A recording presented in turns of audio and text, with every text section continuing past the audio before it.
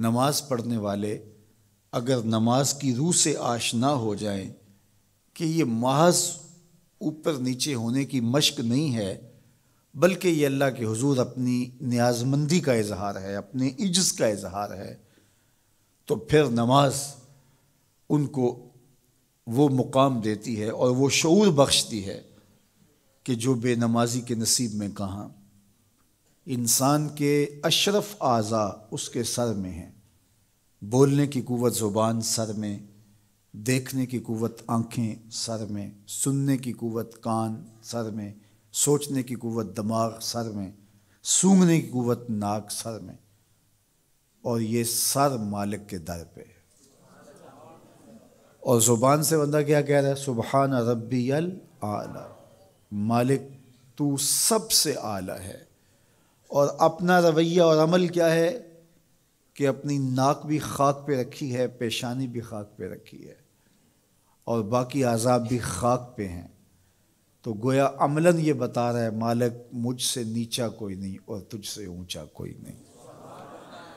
اور اگر وہ نماز کی روح سے آشنا ہو جائے تو سجدے سے سر اٹھانے سے قبل اللہ سارے اس کے بوجھ اتار دے، اس کے من میں روشنیاں کر دے۔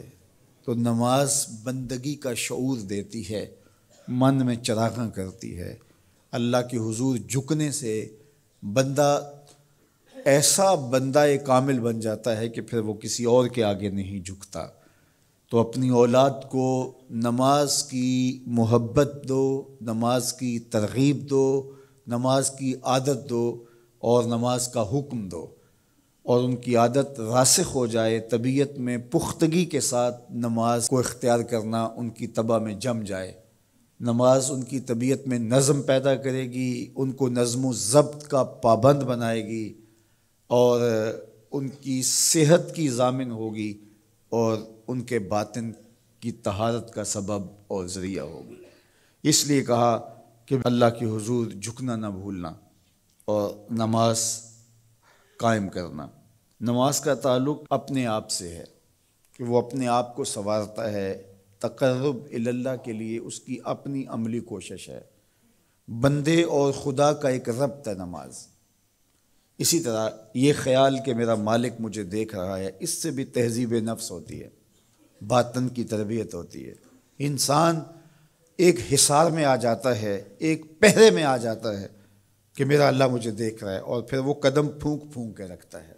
وہ اچانک لوگ بیٹھے ہوئے ہوں نا، تو آج کل یہ سوشل میڈیا کا زمانہ ہے، تو کوئی کیمرہ سیدھا کر لے تو ایک دم مرتب ہو جاتے ہیں، اس لیے کہ اب ہماری تصویر آنے والی ہے۔ یا کوئی کسی کو کہے کہ جناب آپ لائیو جا رہے ہیں، تو وہ بالکل اپنی حرکات سکنات منظم کر لیتے ہیں، کپڑے سیدھے کرنے لگ جاتے ہیں، اس لیے کہ ہم لائیو جا رہے ہیں۔ وہ لائیو چاہے 5 آدمی دیکھ رہے ہوں، چاہے 10 آدمی دیکھ رہے ہوں، لیکن پھر بھی چونکہ ہم لائیو جا رہے ہیں تو اپنی حرکات سکنات مرتب کر لیں گے، منظم ہو جائیں گے۔ اور جب یہ یقین ہو کہ میرا اللہ مجھے دیکھ رہا ہے، یہ ساری حرکتیں وہاں لائیو جا رہی ہیں، تو پھر دل میں برا خیال بھی آنے لگے گا تو اس کو روکیں گے کہ میرا اللہ تو دیکھ رہا ہے۔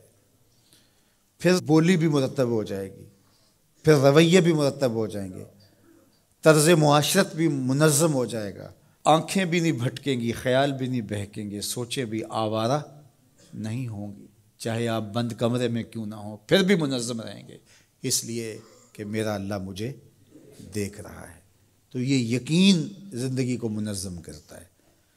تو اس کا تعلق بھی انسان کی ذات سے تھا۔ نماز سے بھی تہذیب نفس ہے، اللہ سے تقرب حاصل ہوتا ہے۔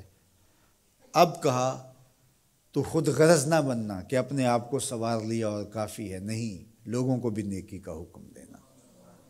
وَأْمُرْ بِالْمَعْرُوفِ وَانْهَ عَنِ الْمُنْکَرِ، لوگوں کو نیکی کا حکم دینا اور برائی سے منع کرنا لوگوں کو، یہ مومن کی زندگی ہے۔